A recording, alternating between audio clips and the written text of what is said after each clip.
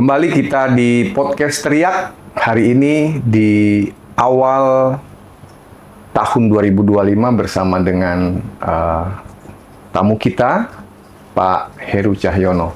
Apa kabar Pak Heru? Alhamdulillah sehat Pak. Oke Pak Heru, ini yang pertama kita di tahun 2025. Siap Pak Heru.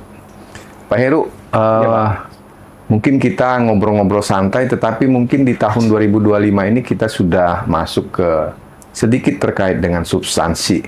Tapi sebelumnya tentunya Pak Heru juga perlu memperkenalkan kepada insan ombudsman dan pemirsa dimanapun berada. Mungkin pengalaman Pak Heru sebelum di ombudsman sampai dengan masuk di ombudsman. Baik, Pak. Singkat saja Pak Heru, silakan.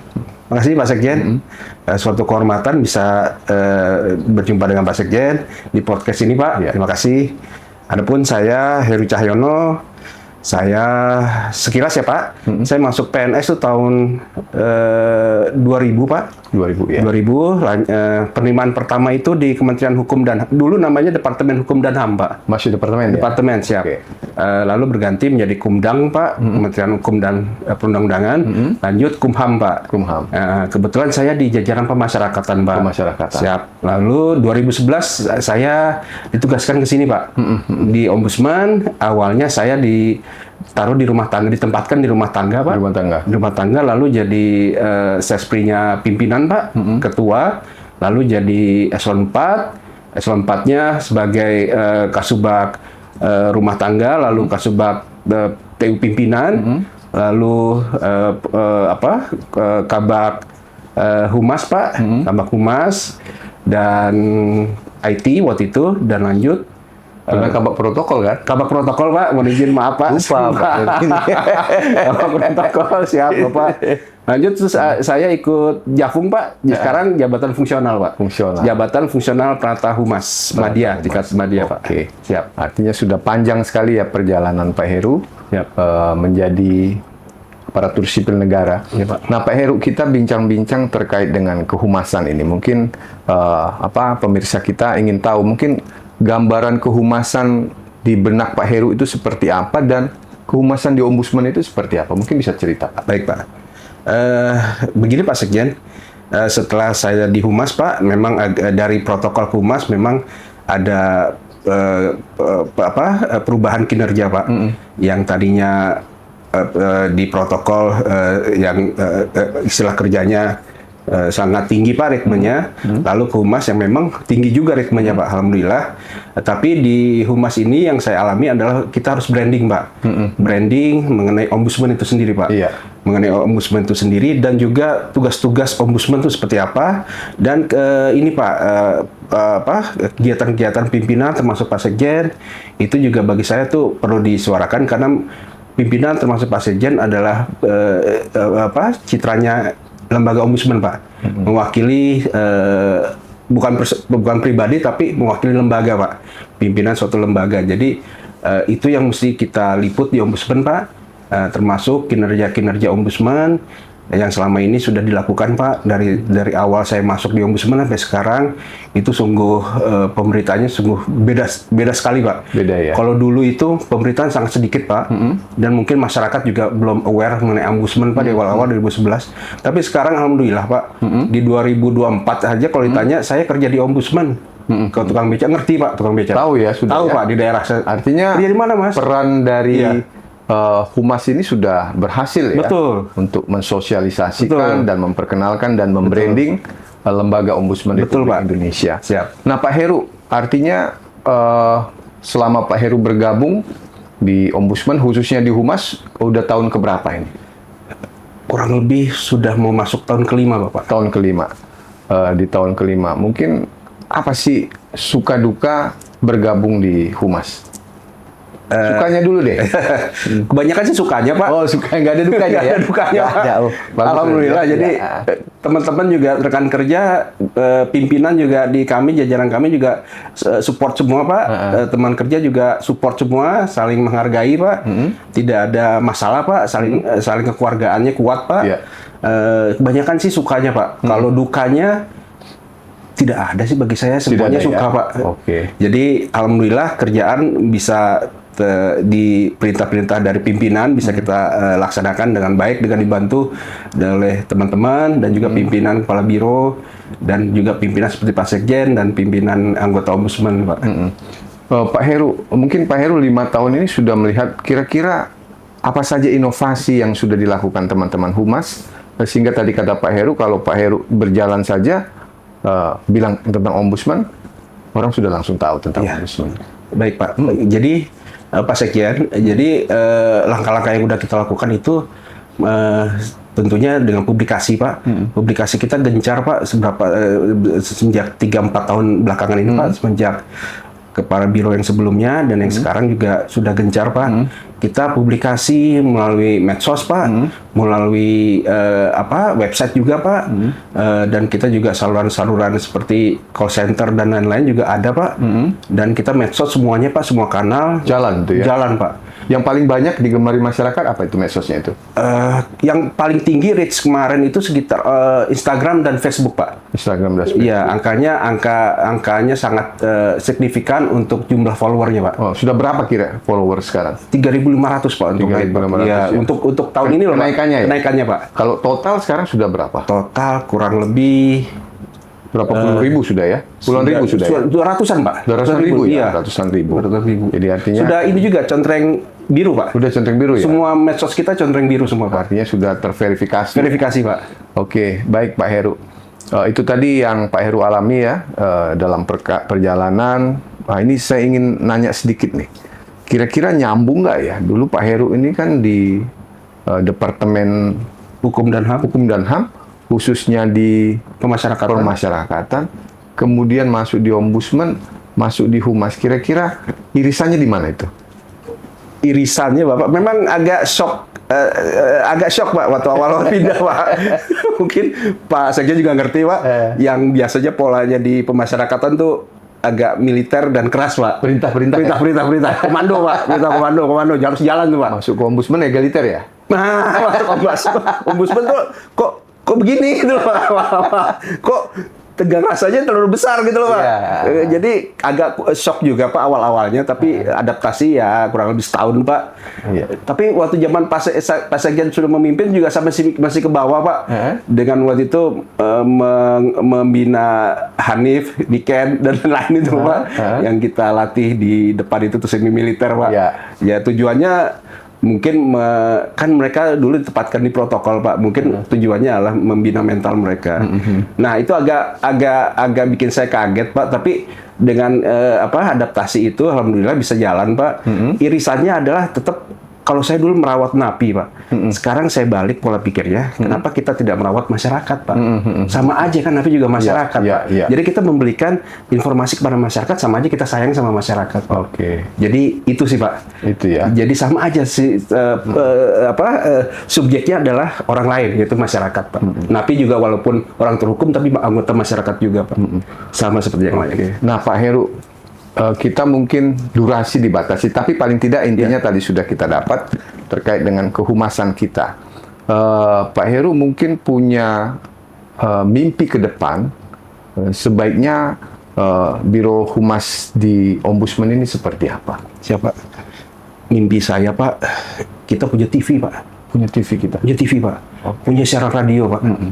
Yang mana siaran radio itu terjangkau ke semua provinsi Pak. Di tiap kantor perwakilan kita punya stasiun radio Pak. Untuk Indonesia pusat sendiri, untuk Jakarta sendiri itu minimal punya 1 stasiun TV Pak. TV-nya seperti TV DPR itu loh Pak, DPR RI. DPR punya TV Media Pak. itu ya? Media TV ya? Media TV. Jadi kita punya ruang studio sendiri. Mungkin kalau kita punya kelebihan anggaran, mungkin di daerah-daerah besar punya stasiun TV juga Pak. Jadi mimpi saya seperti itu Pak. Oke, artinya kalau itu bisa digunakan, ini lebih pemberitaan-pemberitaan Betul, tentang Pak. ombudsman ini lebih Betul, Pak. bisa lebih masif Iya, lagi lebih ya? masif lagi. Lebih masif. Iya, Pak. Siap. Oke, Pak Heru. Apalagi Ini- sekarang mohon izin, Pak. Lewat streaming juga bisa, Pak. Jadi lewat TV streaming itu bisa ditonton oleh seluruh dunia, Pak. Iya. Itu oke. aja, Pak. Jadi kerja-kerja ombudsman itu bisa langsung disaksikan dan support tentunya akan lebih banyak lagi. Itu, terkait Pak, tujuannya, untuk Pak. ombudsman ya. Cita-citanya, Pak. Oke, Pak Heru. Siap. Terima kasih. Sama-sama, Pak Heru, Pak. saya ada beberapa pertanyaan cepat ini ya. Siap. Sudah disiapkan oleh teman-teman ini. Mungkin yang nyiapkannya ini ya teman-teman Pak Heru juga. Siap. Ini nggak ada benar salahnya, Pak Heru. Silakan nanti Pak Heru jawab saja kalau ingin dijelaskan atau seperti apa. Pajak naik atau tetap? Tetap. Tetap ya. Iya, Pak. Mungkin ada alasan gitu. Kalau untuk barang mewah, setuju naik, Pak. Tapi untuk barang konsumsi jangan, Pak. Jangan ya. Ya, kalau barang mewah, karena saya belum mampu beli barang mewah, nggak apa-apa naik, Pak. Oh, nggak Tapi apa-apa kalau ya? barang konsumsi saya Jangan dulu ya? jangan, Pak. Oke, baik. Mungkin sama harapan Pak Heru ini ya. Iya, Pak. Oke. Ombudsman atau pengadilan? Ombudsman, Pak. Ombudsman ya. Karena pengadilan bagi saya alternatif terakhir, Pak. Kalau ombudsman masih ada mediasi, Pak. Mediasi. Masih ada kekeluargaan, Pak. Kekeluargaan. Siap. Oke, makasih Pak Heru. Ya, Pak. Ini tadi ya, otoriter atau egaliter? Nah, karena Pak Heru dua-duanya udah pernah nih. Saya lebih seneng, Pak. Jujur, Pak. Dari hati, Pak. Otoriter.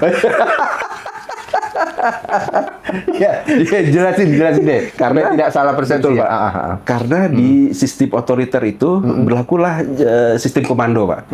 Sistem komando itu kita melaksanakan apa yang diperintah langsung oleh atasan kita. Itu tentunya dengan memperhatikan nilai-nilai etika dan moral ya, Pak ya. Jadi bukan perintah mati atau perintah kaku gitu. Iya. Jadi bagi saya otoriter itu perlu, Pak, apalagi lembaga sekelas. Bagi saya nih, Pak ya, sekelas ombudsman itu perlu sikap otoriter sehingga tidak ada sikap-sikap Dualisme perintah dan sebagainya. Iya, betul, Pak. Dualisme perintah dan juga sikap-sikap yang menyepelekan, Pak. Sepegangnya yang tegas-tegas saja, Pak. Oke. Artinya ini menjadi teriak-teriak kita ya. Nggak apa-apa, ini berkembang. Artinya ini diskusi-diskusi kita untuk kebaikan organisasi kita ke Siap. depan. Nah, ini mengurus media sosial atau media massa?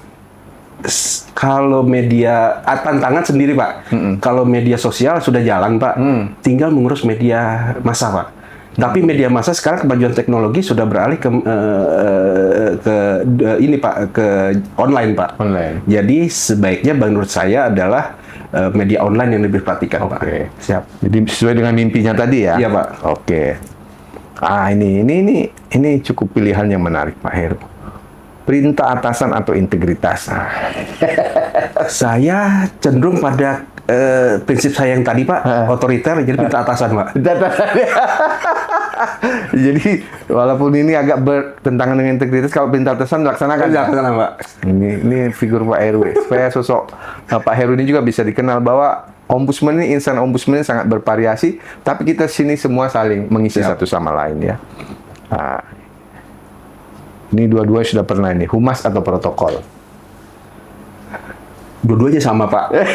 Dua-duanya suka semua, Pak. Pilih satu. Karena umur, Pak, sudah nggak kuat protokol lagi, saya humas, Pak. Tapi kalau masih muda masih mau protokol. Siap. Oke. Nah, ini lagi Pak Heru. Ini terkait usia juga ini. Siap. Naik tangga atau naik lift? Naik lift, Pak. Udah nggak kuat, Pak. Tapi Pak Heru masih kuat fitness tuh. Siap. Terima kasih, Pak. Harusnya masih kuat naik tangga. Kalau angkat masih kuat, tapi jalan agak ini, Pak. Dengkul, Pak. Oke. Diet atau olahraga? Olahraga, Pak. Olahraga ya? Iya, Pak. Oke. Makan enak atau makan sehat? Makan sehat, Pak. Makan sehat. Nah, sekarang gimana makan sehat? Mungkin bisa diceritakan. Jadi dengan ini. teman-teman sahabat ombudsman, saya tiap hari itu ikut catering kesehatan.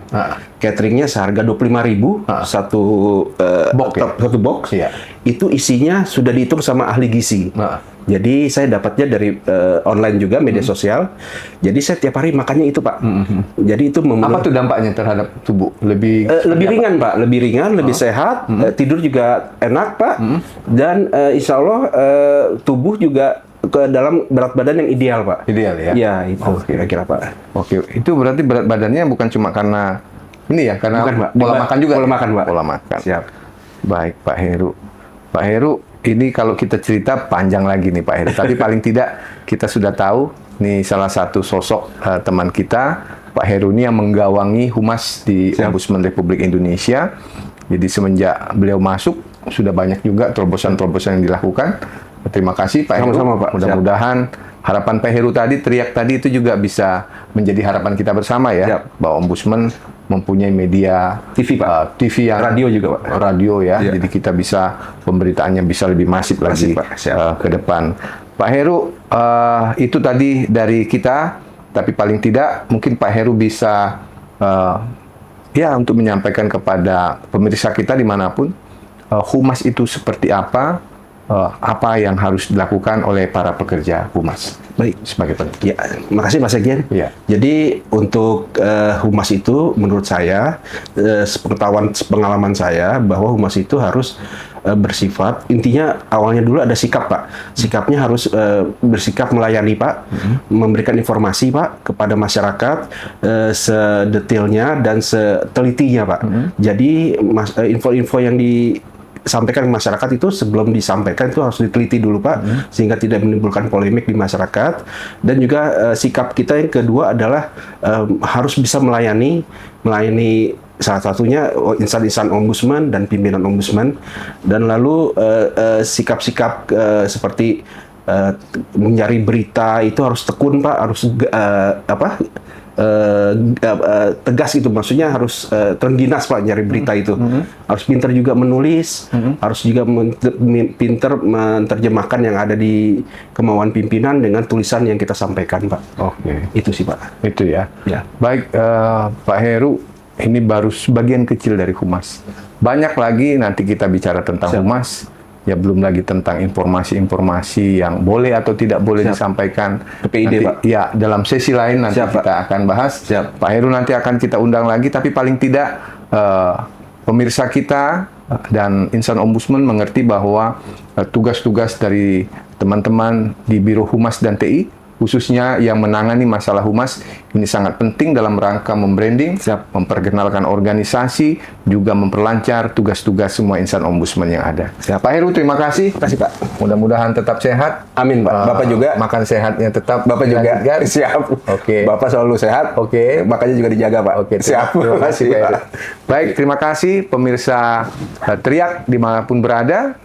Demikian tadi bincang-bincang singkat kita dengan Pak Heru Cahyono. Mudah-mudahan bisa menginspirasi sebagai literasi kita bersama.